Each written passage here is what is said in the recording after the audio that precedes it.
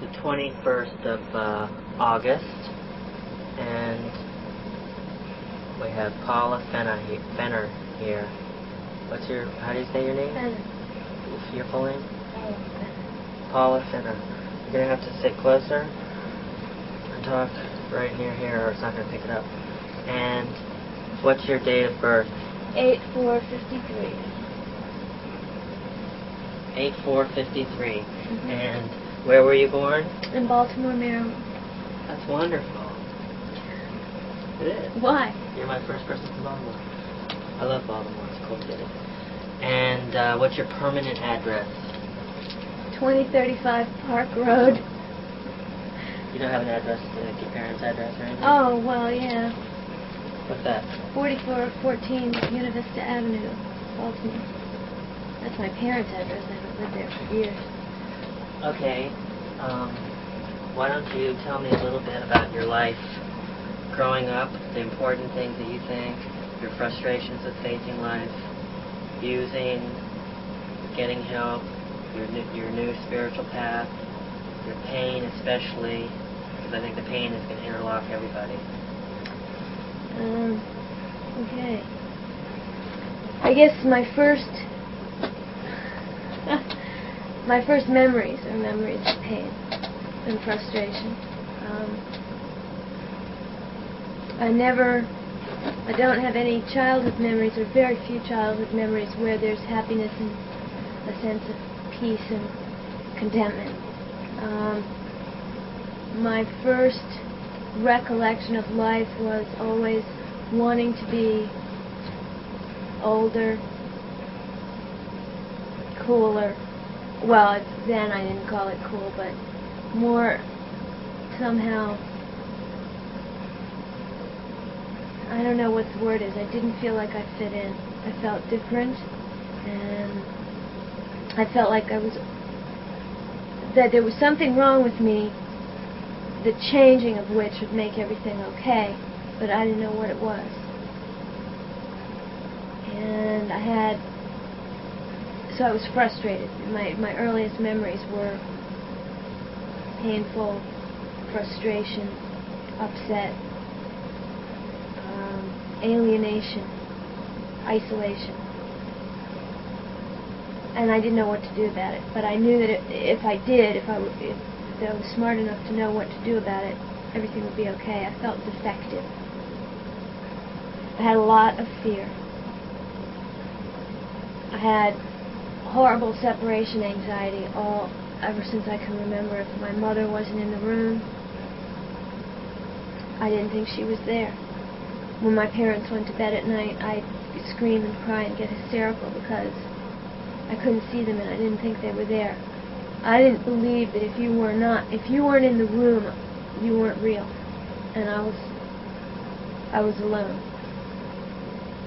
Panic. There was a lot of panic as a child. Fear of the dark. To this day, I sleep with the light on. And not just a nightlight, but a light, a room light. Fear of the dark.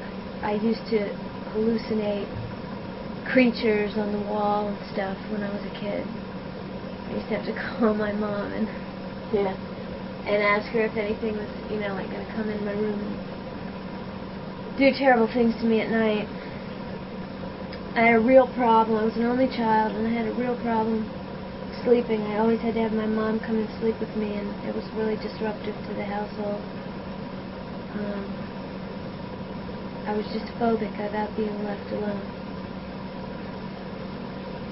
And I can honestly say that a whole lot of my life has been spent figuring out ways not to be left alone. Because it terrifies me totally.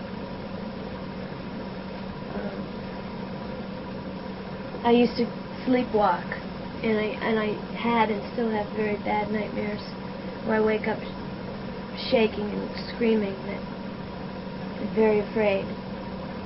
And my mom used to have to walk me around the house and have me touch familiar things to try to bring me back to reality. I did not blend well with the other kids my age.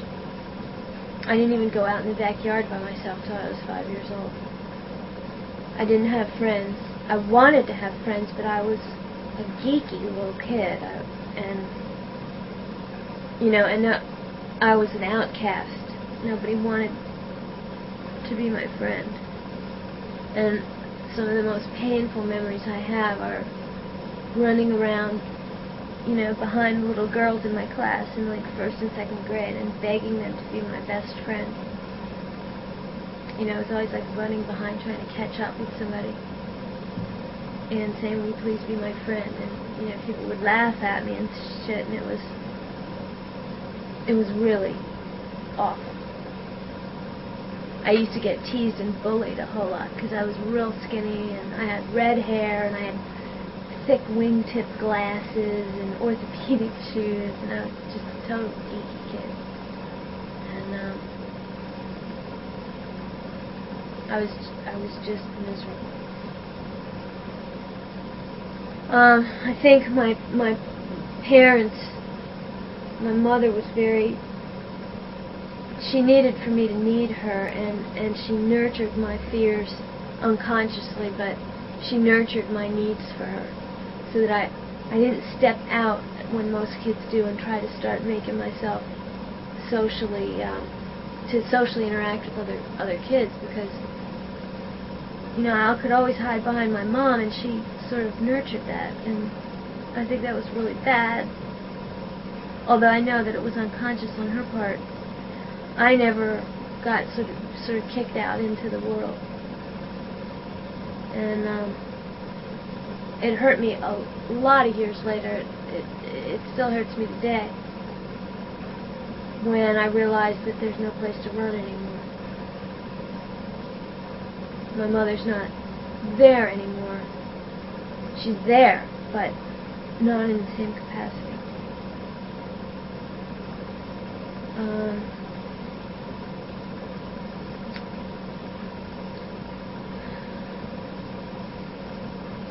I do have some happy memories, a few.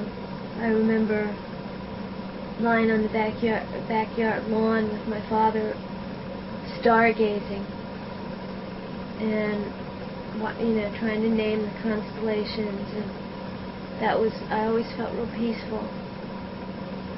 And I remember taking long walks with my dad and trying to find different kind of rocks and stones, and I felt real peaceful when I was with my dad in a recreational way, but it was very rare that happened. Most of the time we were fighting. My father and I had a real adversarial relationship most of the time when we were interacting at all, and then most of the time we didn't interact. My father is 18 years older than my mother, so he's always been sort of an older man to me.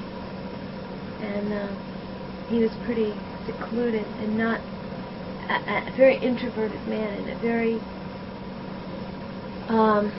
not an emotional person. He didn't show a lot of emotion at all. So I never really had a real relationship with my father.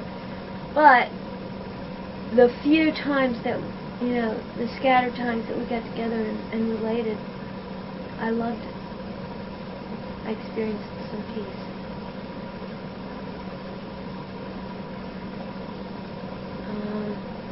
I feel like I would have been a little bit happier had I been able to have more of a relationship with my dad. But circumstances as they were, it just didn't happen.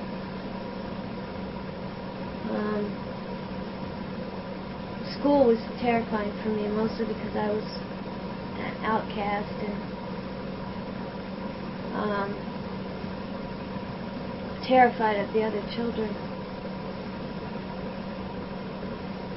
I totally did not fit in.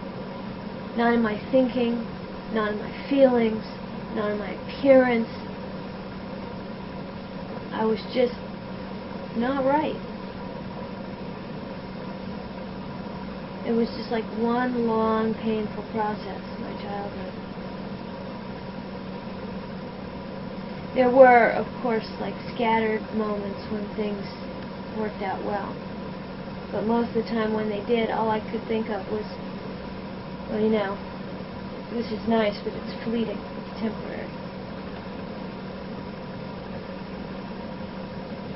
I just didn't believe there was any such thing as happiness for me. Ever since I can remember, there's a gnawing... Keep talking. Like a gnawing sensation of pain inside of me that I didn't know how to fix. When I was a brainy kid. I was real smart. I'm real talented artistically. I used to draw things, and that was discouraged by my teachers. My teachers would yell at me when they would find me drawing in class. And I remember one time a teacher, you know, ridiculed me really strongly in front of the whole class because I was drawing things while she was talking, and made me kind of feel like there was something wrong with, you know, my desire to be creative. So I didn't do that. I do it now, but and that's how I make my living. But it's taken me a lot of years to realize that that's what I want to do.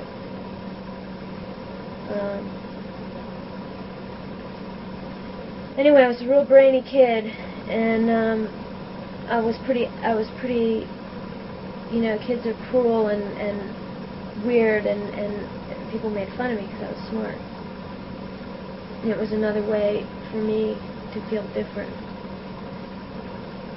you know, and I wasn't in a sort of a smart school environment. The kids didn't like other kids who were real intelligent. It was cool to be dumb, I guess. But when I got to junior high school,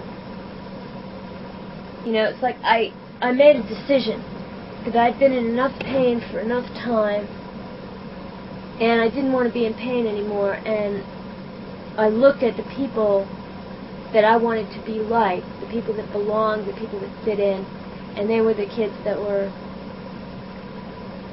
how can I put it, they were,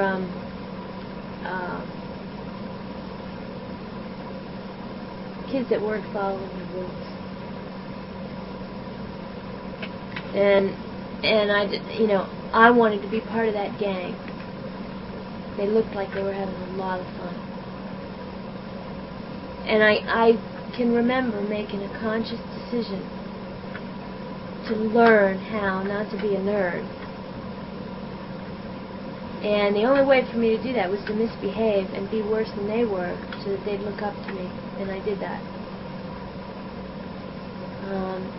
And I got in with the crowd of kids that was a lot of fun. And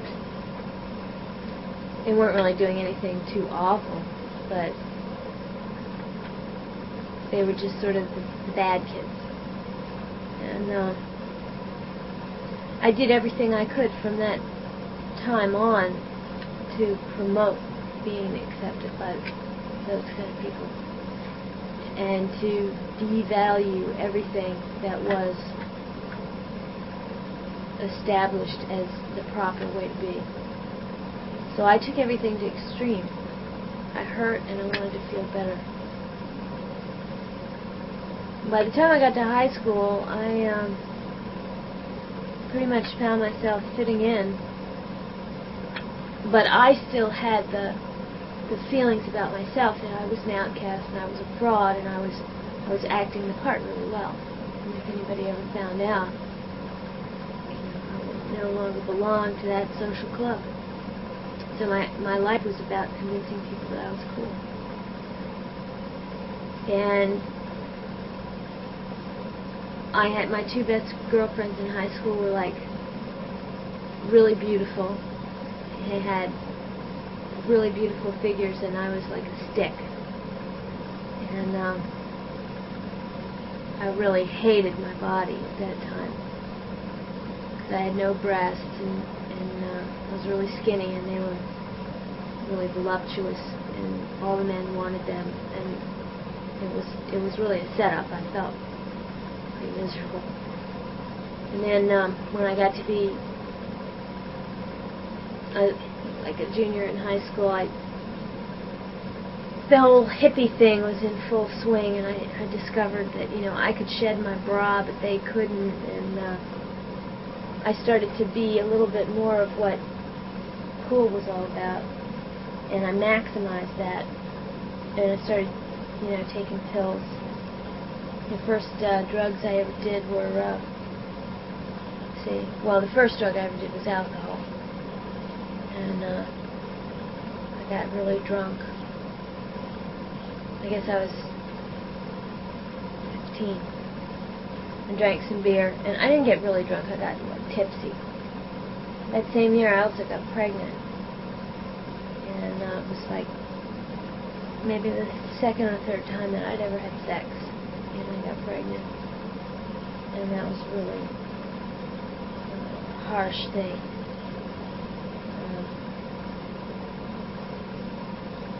And I had an abortion. It was before abortions were legal, but my mom took me to some psychiatrists, and they said I wasn't fit to have a kid, and so I had an abortion in the hospital. And all I cared about at that time was that I wasn't throwing up every morning.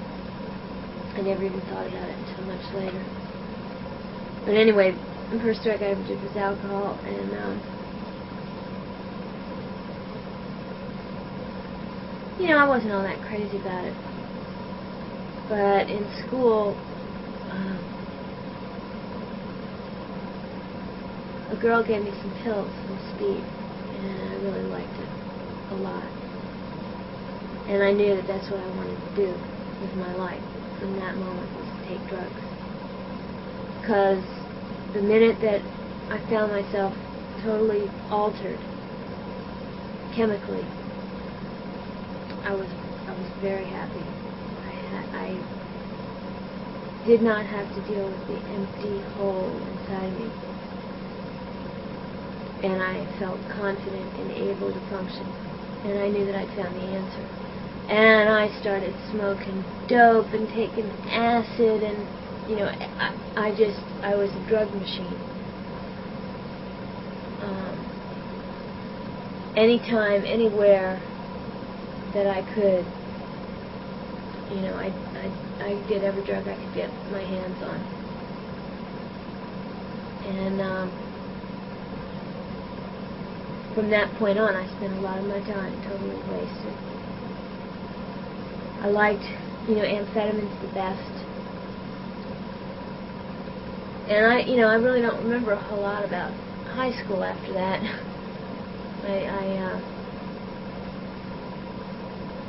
I was always high. And all I remember is that I didn't want to do anything that had anything to do with the future. I was only interested in how I felt right now. So I had lots of boyfriends, and I had lots of drugs. So right about that time, I began to get a whole lot of feedback that I was attractive. And you know, I started to be able to attract the men that I wanted around, and that was high for me too, because I'd spent so many years feeling ugly. So it was drugs and it was boys, and the future, the hell with the future. I moved out of the house when I was 17, got a job. I worked at a daycare center for little kids. I used to go to work tripping, which was really weird. And I lived with a couple of girls for a while, and then I lived with a guy for a while, and I did lots and lots of drugs for quite a few years. And just tried to mend, tried to heal myself, tried to medicate myself. At one point I weighed 97 pounds. I'm 5'7", and I weighed 97 pounds. I guess I was about 22, because I did so many amphetamines. Eventually, a lot of my friends were getting busted. A lot of my friends were in jail. I was living in the slums in Baltimore. I didn't comb my hair for a whole year. I had waist-long hair that hadn't been combed for a year. I said, I weighed about 97 pounds, and I basically lived on the street. I mean, I had a place to live, but it was pathetic. And it was just like I was on the street most of the time. And I got scared. I was in a car accident which totaled my car. Luckily, no one else got hurt but me. My face went through the windshield and, like, momentarily knocked some sense into my head. And I mopped up the mess a little bit, and I don't know how I did it, but I got a job. The job paid $3.50 an hour, and I thought I was rich.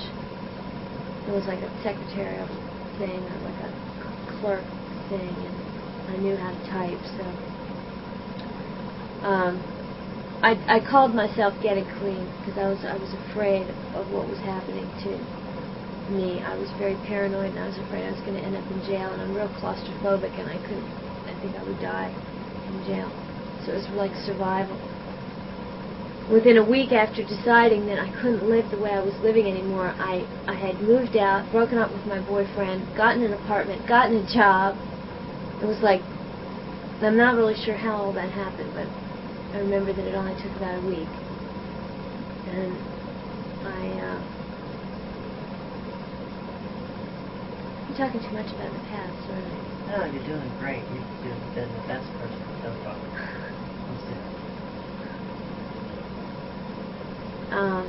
Not totally identified. So anyway, I called myself getting clean, and I got really sick. I don't think I was, like, physically addicted, but I was sure, like, you know, mentally, emotionally addicted to the drugs I was using, and I'd taken myself out of that environment, and I didn't have the same kinds of drugs. I had a bottle of like 500 codeine pills, but I didn't have the speed and the acid and the pot and all the other stuff. And I was determined that Are you going to come back? I'm just getting water. All right.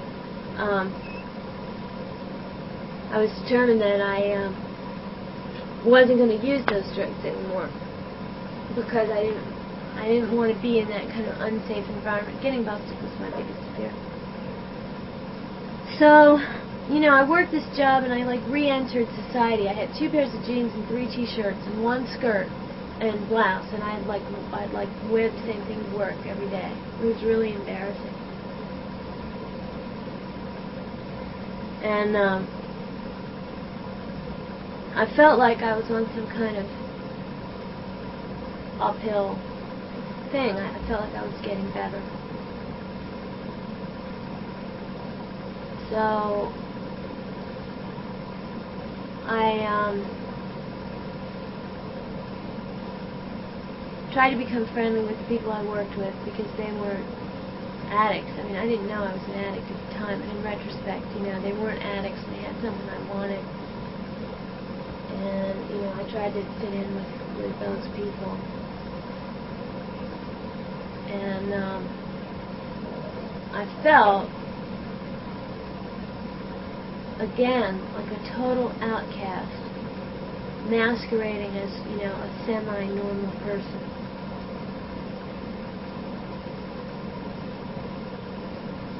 And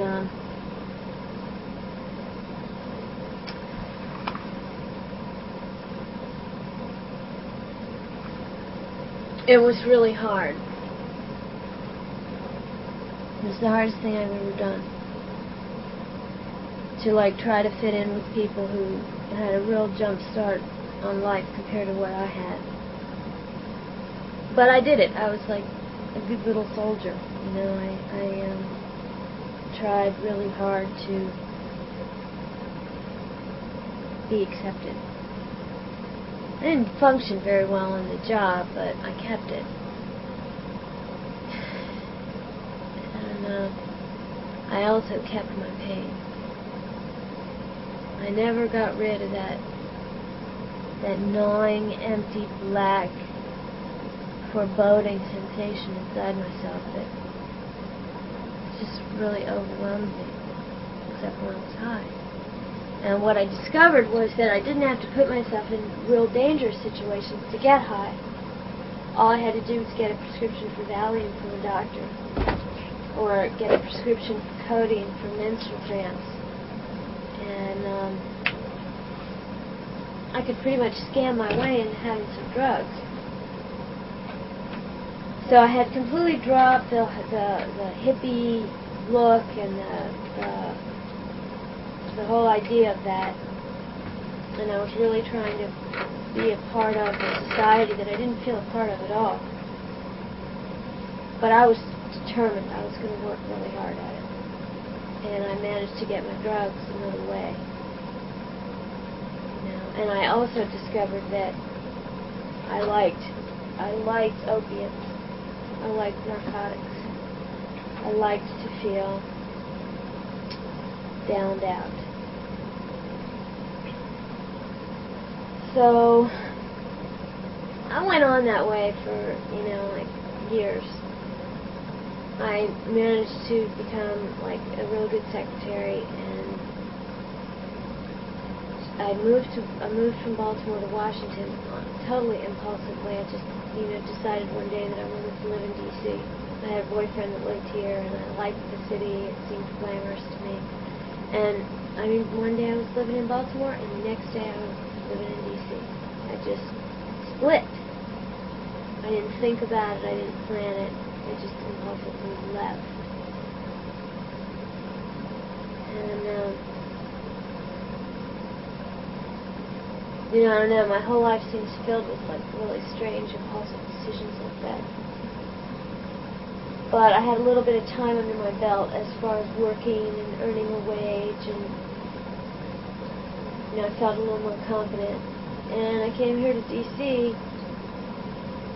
Well, I had done the EST training, and I thought that I had it all together. I thought that I'd found another answer, in that discipline. And I did learn a lot of really good things in that discipline. I learned a lot of coping skills and a lot of communication skills that I think have been real valuable to me.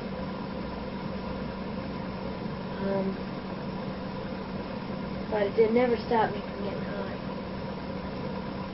And I started working as an assistant manager at a retail clothing store, a real hip little retail clothing store in Georgetown.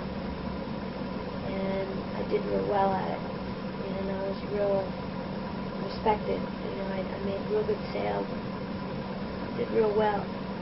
I'd close up the store every night and go, down two doors and sit on a bar stool for 3 hours and get totally drunk, and walk across the Key Bridge to my apartment, which had no furniture in it. And I would, spend compulsively. I had absolutely no money. I'd get my paycheck in cash, and I'd spend my money on clothing from the store and alcohol. And I don't know where it went. I know that I was forever penniless back then. I don't know how I did it. But, it was like even when I was working and earning a wage, I was always poor because I was a compulsive spender. I couldn't spending was totally manageable. And all this time was just one series of destructive relationships after another. I always had a man in my life, and it was always painful, and it was always destructive, and it was always bad. And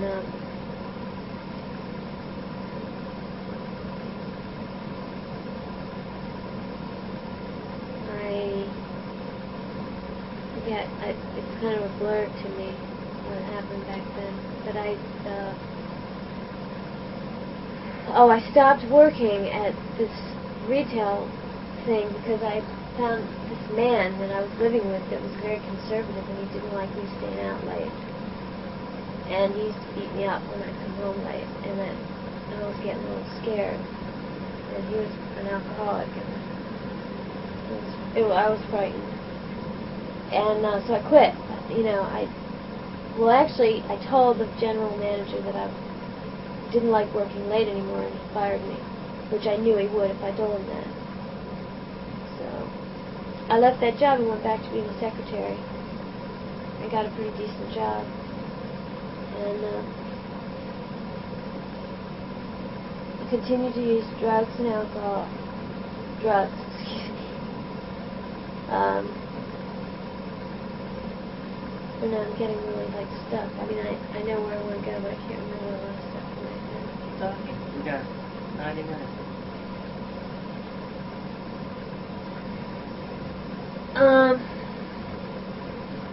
I forgot to say something like about when I moved out of the inner city, when I was doing all those drugs and I decided to stop being a hippie.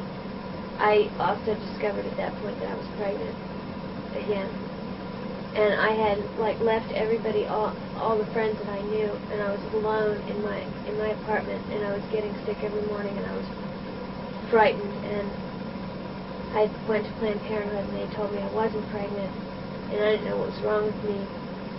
And I stayed in my apartment for about a week without food and, with no contact with anyone, just being very sick. And my mother finally came and got me and, took care of me, but it was one of the worst times I can remember in my life because I had no friends and I had nowhere to turn. And I had just like exited at warp speed from this lifestyle, and I was like in a whole new situation. And it was real bad. I had another abortion. It was a very painful thing. And to this day, I remember it with very, very, very sad feelings. Because part of me wanted to have the baby because I felt like I wasn't alone. When I knew that I was pregnant, as sick as I was, I felt like I wasn't alone. And I felt that there was something right about it, about the fact that I had a life inside of me. And when I had the abortion, I felt that I had killed my child, and I felt that very strongly. And I felt very selfish. So that was like a scar.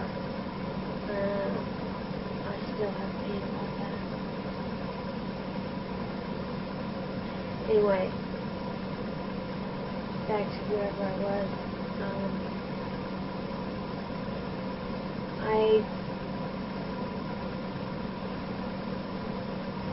worked as a secretary for a long time, and I didn't like it, and I felt inferior, and I'm really smart, and I'm really,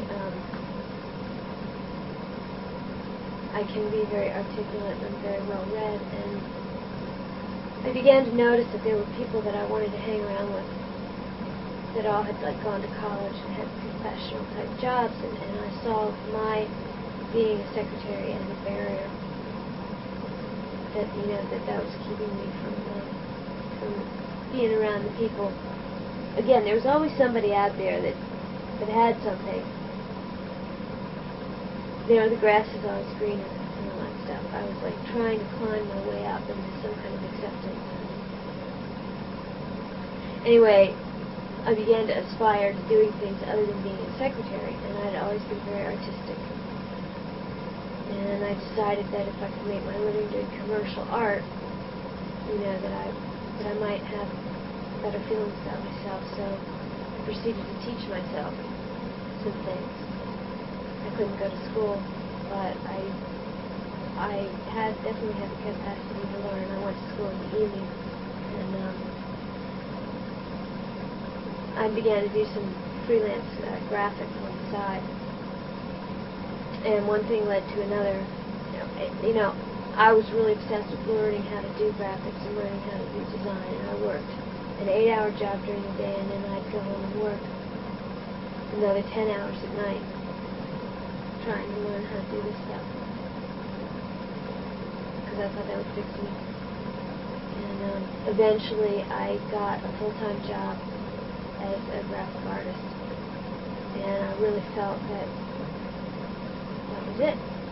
I had done it. And I rode that high for a long time, until I realized that I was just as unhappy as I had been before. And there was yet more that I needed to do. I had to change my title. I had to earn more money. I had to, I don't know what, it was just, no matter what I did, it wasn't enough. Except when I got high. I could get high enough and I was working in a hospital in a department where, I worked with physicians a lot, and I did like lecture slides, and that's how I learned how to do photography. I did medical photography. I trained me to do that, and so I had a lot of casual contact with physicians, and I sure did maximize on that. And I got, not only did I get to see a lot of doctors for a lot of sports injuries and stuff, but I got a lot of like prescriptions on the side too. If the doctor would come to see me to do some lecture slides, I'd say, oh, by the way, I've got really bad cramps today, can you give me some Tylenol, please? And they always did. So I had a pretty, with that, and I was real active, I played racquetball and I ran, and I was always pulling something or straining something, and I was getting purple man or whatever. And anyway, to make a long story short, I took that job from a $12,000 a year job to a $31,000 a year job in 7 years. I created the demand for myself and I filled it. I wanted to be a professional. I wanted to have a fancy title. I wanted to make a lot of money. I wanted to feel secure. And I did all those things. I was just fucking determined to fix myself. And I realized one day that I had everything that I said I wanted. I owned a home. I was engaged to a man who was, a picture of security. I was making a lot of money. I had a new car. I wore suits to work every day, and I hobnobbed with all the very best people.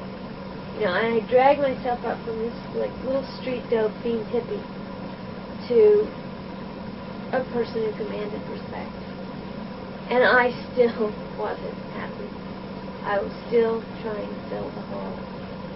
I was miserable. I was a workaholic amongst other things. I was maniacal about my job. And I was totally miserable. And I decided, just impulsively, just like I had moved to D.C., that I was going to quit my job and become a photographer. So I did. I was about $15,000 in debt on all my many credit cards. And I just quit. I just turned over the job that that I was using as like a main line to everything, and decided that I was going to be something else. So weird. It's like, if I'd only known then the hopelessness of chasing after things like that. But anyway, at the same time that I decided I wasn't going to work anymore, I realized, or I wasn't going to work that job, I realized that the man I was with wasn't my type. And I had to do a complete change. And what I wanted to do was become radical again. I'd come full circle. I'd come from like radical, hippie lifestyle, anti-establishment, to totally acceptable, suburban, wealthy, well not wealthy, but certainly well off. And now I was going to go back to the other way because I wasn't being satisfied artistically. So I dumped the job and I dumped the man, and I started doing photography for local musicians. And all the time I was drinking heavily and taking my pills, but I was not, again, physically addicted to anything. Yeah. I forgot to say, I'd been seeing a shrink for 3 years. I'd been diagnosed as having acute depressive disorder. And I'd been on many different antidepressants. And my shrink had me on Valium. I'd been taking Valium for 3 years. And it wasn't strange for me to take 10 Valium at a time and drink, a pint of Jack Daniels. You know, and I didn't ever, I mean, it's like for some reason I was able to still stand after I did all that. And I never got much flack about my using. People, I guess they didn't know, or I don't know. But anyway, right around that time I had been ice skating, and I injured myself pretty badly on the ice, and I had to have lots of painkillers. And I started to really, really go after that stuff. I started to really work that, and really work the alcohol, and started to hang out with local musicians. And that's a bad combination right there. And I felt that the more into the scene I could get, the better I'd feel. Typical chasing my tail. And at this point, you know, you could get a lot further into the scene if you had drugs. So I was giving people Valium and giving people Percodan and drinking a lot. I had a lot of money, so I was buying people things. I would take people to dinner and get people drunk. And it didn't take me long to sort of get into the heart of things that way. And when I got pretty much into the heart of things, I had a very, very good friend that was very dear to me at the time, who was a heroin addict. And I had a couple friends who were heroin addicts, but this one particular person took me one time into an environment where there were people that were dealing heroin. And I remember being very, very, very, very, very, very freaked out, because these were some really rough characters. And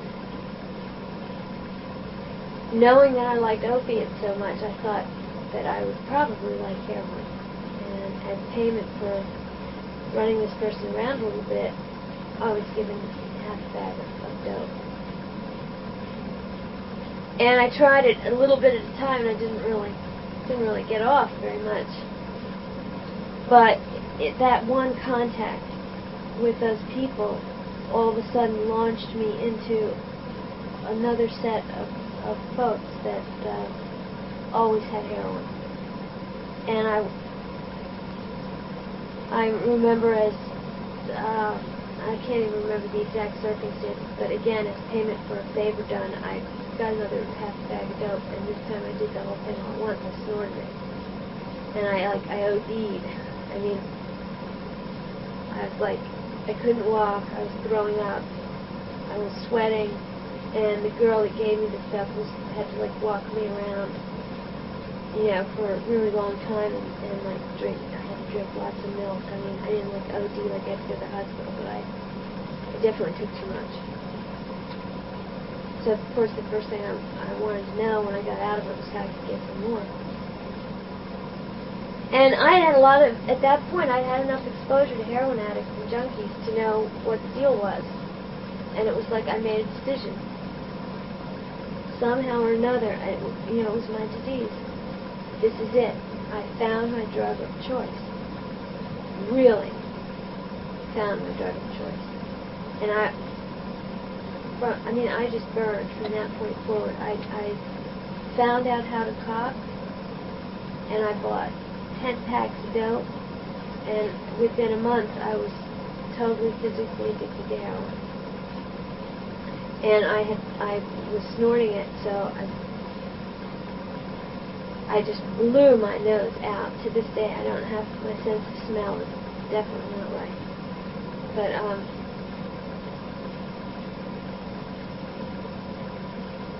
I went from thinking that I could get happiness from money and status and position to knowing that I couldn't get happiness from that, and just deciding that the drug was going to be my best friend. And that all the years, I mean, like the 12 or 15 years that I had busted my tail to make something of myself, I didn't care. I still hurt. Still had a big black hole inside of me, and I gave up. I just gave up, and I just chose to make the drug my best friend and my lover and my family. And I remember making that choice. And I kept up the facade that I was going to be a photographer and I was going to be a freelance artist and this and that, but all I really cared about was getting heroin. And the people that I'd come in contact with that had freaked me out suddenly became my best friends. And, my dealer was my best friend. I mean, I didn't talk to him nothing, but he was definitely my best friend.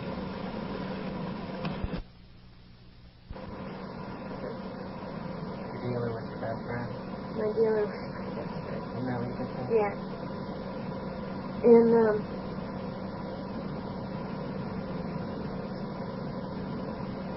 as dealers go, I suppose he was really good to me. Because anyway, I, blew my nose out completely, and I would stand up and blood would just run out of my nose. And it was very uncomfortable because I'd snort my dope, and instead of being dope sick, I'd have this terrible searing pain inside my head. And I couldn't enjoy my high.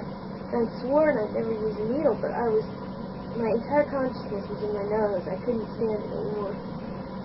So I had a junkie girlfriend who, kept suggesting that I use the spike, and finally I decided that in order to save my nose, I was going to start running my dope. And no one even had to tell me how to do it. I mean, I just instinctively knew what to do. It was really amazing. From the first night that I ever shot heroin, I was shooting dope 10 times a day. It was like I had absolutely no ability to not stick that needle in my arm. I was gone. I was gone. I was dead. I mean, I just had no ability to not use. I had money in the bank, which swiftly went, away, buying drugs. And I mean, I did it with a vengeance. It was like there was somebody else inside my body that was trying to kill me. And it took about 6 months. And I was giving up things right and left. It was just so fast.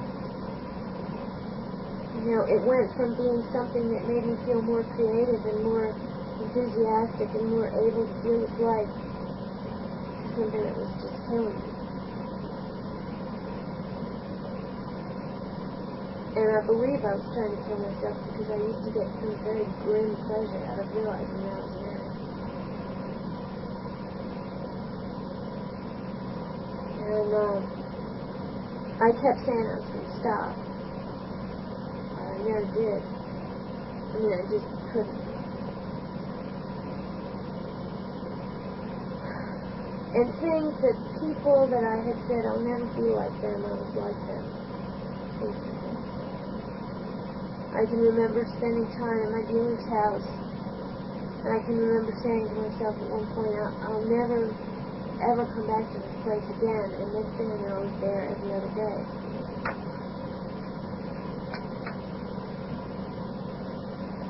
So my money was running out, my veins were running out, my health was running out, my friends were running out. I was just bleeding to death. And I found that I could no longer keep up with pretense. I was wearing long sleeves. Long sleeves buttoned to cover my wrists and the tops of my hands to do dishes. So my roommate wouldn't know. Never mind that I had lost a tremendous amount of weight in a very short period of time. I just looked real skeleton, really bad. But I remember sitting in the bathroom. In the morning I'd wake up really dope sick. And I talk, and I come home, and I sit in the bathroom, and I pick up the dope, and I look at it, and I talk to it. And I say, I love you. You're my best friend. The only thing I've got. And you understand how I understand. I say that a lot. I just look at the spoonful of dope and say, I love you. And I can remember the feeling of, like, putting that stuff inside my body, and like 2 seconds later, it was like jumping off of a building and landing in a whole bunch of feathers. It was such a relief. It was like, I don't have to feel anymore. And I used to put my hand up against the wall and just hang my head down and say, thank God. Because the feelings are gone. That black hole inside me is like filled for a while.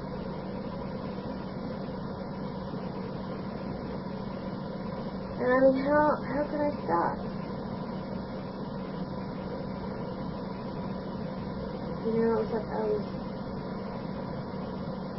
loved, I was cared for, I was handled. And that sense was, that's the way it felt. I worshipped my dope. And the dope took care of me. And then, I took a shower one night, and I looked at myself in the mirror when I got out of the shower. And I was really, really thin. And my body was like just covered with bruises and lumps. I'd blown out a lot of my main veins, and I was working on some others, and I got real sloppy. And I looked at myself standing there in the mirror, just like I got caught off guard. And it was like death was looking back at me out of my eyes.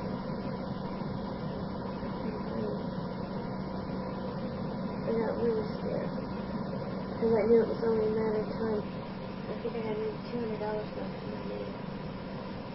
And I knew that it was only a matter of time before I had to start stealing or prostituting to get money. That was really scary badly. And I knew it couldn't stop me. So, it was time for some desperate measures. I had tried to detox once before when I was snorting dope. I went to St. Croix, and I didn't do any heroin for 5 days, and I was very sick, but I had Valium and alcohol, so I had no idea how sick I was going to get, when I started to get clean, but I wanted to give it a shot. I thought, I was pretty desperate, and I thought that was all I could do. Unless I wanted to decide to, do some real stupid shit. So, I had like a morning shot, which I did, and I stood looking at the telephone, trying to decide whether to call my dealer or go clean. And it was a miracle that I walked out of the house. I grabbed an extra pair of tennis shoes, an extra pair of jeans, and a coat, and some dead oranges. And I went up to Baltimore. It wasn't a dead orange, it was one bottle. It was cold. I went to Baltimore to my parents' house, and I figured I'd just go there for a few days, tell them I needed to relax for a little while, detox, and, go home. That's needless to say not exactly what happened. As soon as I got to my parents' house, I was jonesing pretty bad, and I went in the medicine cabinet. And my father had Percodan in there, and I started taking the Percodan. And, I kept Jones off me for about 4 days with Percodan. And meantime, you know, I'm sitting in the bathroom for an hour at a time trying to cook the percolator down. And I was cooking down some tranquilizers that my dad had, and just really going through some changes, trying to shoot them into my veins. And it was pretty bad. And I shot some alcohol, you know, because I just didn't know what to do. I was really sick, and I was frightened, and I didn't know what to do. And the only thing I could think of was like shoot anything I could get into my veins to make me feel different. And so finally, after all the Percodan was gone and the tranquilizers were not, I mean, they weren't working. And I knew that I was about to come down with some real heavy physical problems. And I got honest with my mom and I told her what was going on. And I decided to just go ahead and get sick. And I did. I got very, very, very sick. And I was about 24 hours into it when I realized that I couldn't do it alone. That there was no way. And I was actually too sick. It was a miracle because I was too sick to get in the car and drive back here in a cop. And I was too sick to try to figure out how to cop in a city where I didn't know where to go. So I was trapped. And I told my mom, I said, I can't do this alone. And she picked up the telephone and dialed 411, and they gave her the number of the NA hotline. So within 30 seconds of me saying, Mom, I can't do this alone, I was on the phone to a recovering addict. And I will never be so grateful for anything else in my life as I am for that fact. It was like I gave up. I surrendered. I said, I need help. And I got it. It was the most incredible experience of my entire life to say to somebody, I'm sick, I'm coming off heroin, I've done these things, I don't know what to do or how to deal with it, can you help me?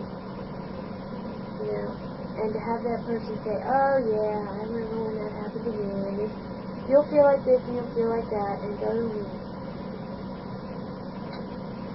And if you want to get clean, go to me. So, I wanted to get clean. And then that night I went to a meeting. And I did not know what to expect. But I walked into this room where there were like 50 people.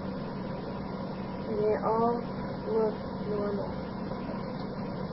Relatively normal. And they were really nice too. And I walked into the room and I laid down on the floor because I couldn't do anything but lay down on the floor. The cramps in my back and my legs were so bad. And after the meeting, about 1 million people came up to give me their phone numbers, and I couldn't write, I couldn't read. But people loved me, and I knew that there was something going on here. I wasn't quite sure what it was, but I knew at that moment that what I was trying to do could be done. And also, it was like there was this shift in my perception of reality at that time. I suddenly realized that there was a group that I belonged to. No question. I didn't have to prove myself. I didn't have to fit in. I didn't have to do anything. I was just an addict. You know, I had been an addict all my life. And I fit in without having to do shit. I belonged. I mean, I couldn't have put that into words at that time, but in retrospect, I remember just feeling that shift in the way that I perceived the world. And the next day, I picked up my white chip at a huge meeting.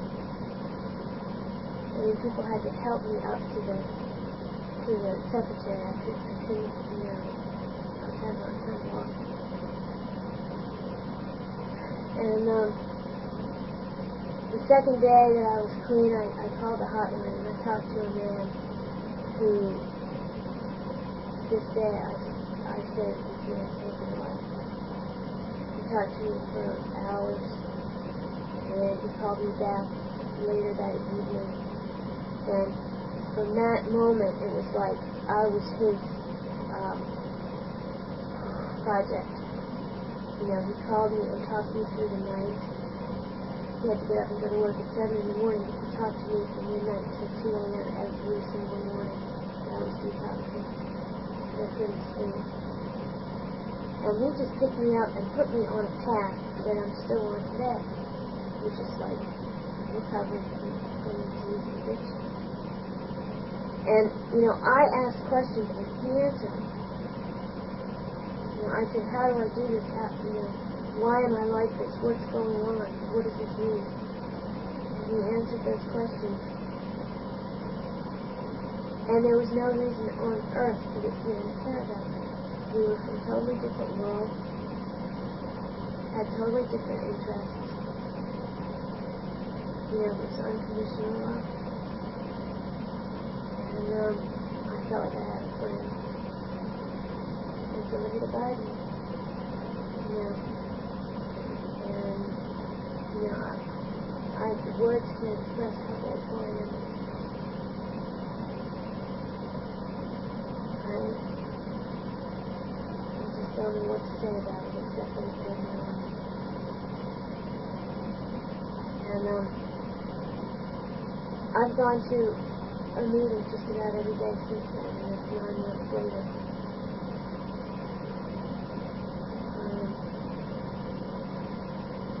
I learned to make friends with people that I had something in common with, disease.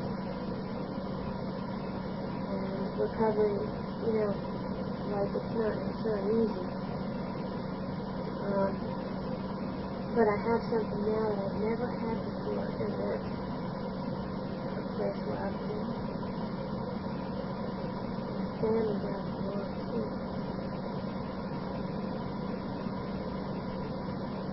It's really beautiful.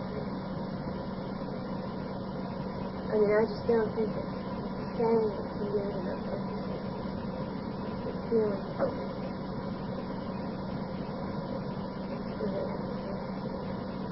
And today I know that I can go through pain and I have to go through it in everyday life, and I'm surrounded by family that take lives every day. That cares and understands. And not only that, but that I can care about and understand in return. I have real friends with my friends in real life.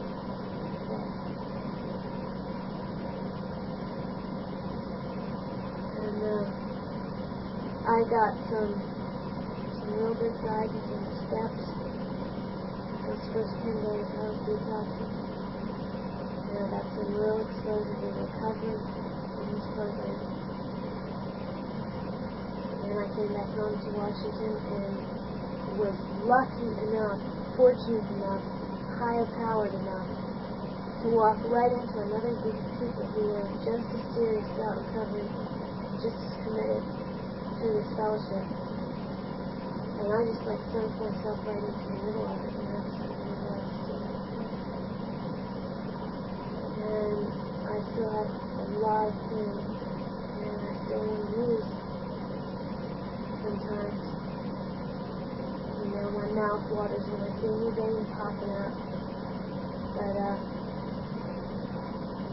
don't have to do it. And when that hole inside me starts working me, I have no family anymore. And I just have to look around the room and realize that I feel part of, and I feel like I belong, and I feel like I have people that And today I can help somebody. I need to talk. I need to know what's going on.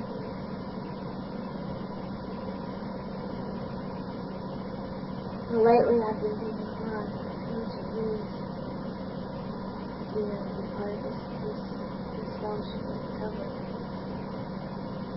My business is working slowly but surely. I'm getting enough work.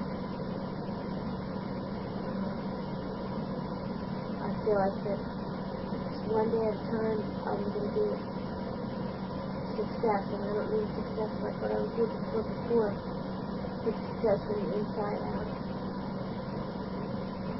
I feel taken care of and loved.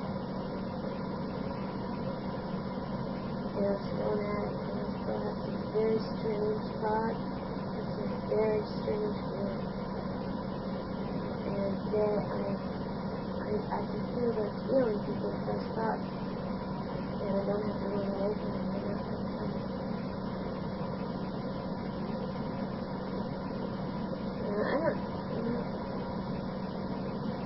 really know if I certainly have missed a lot of events and a lot of people, but what came out from this question, I'm just very, very, very grateful.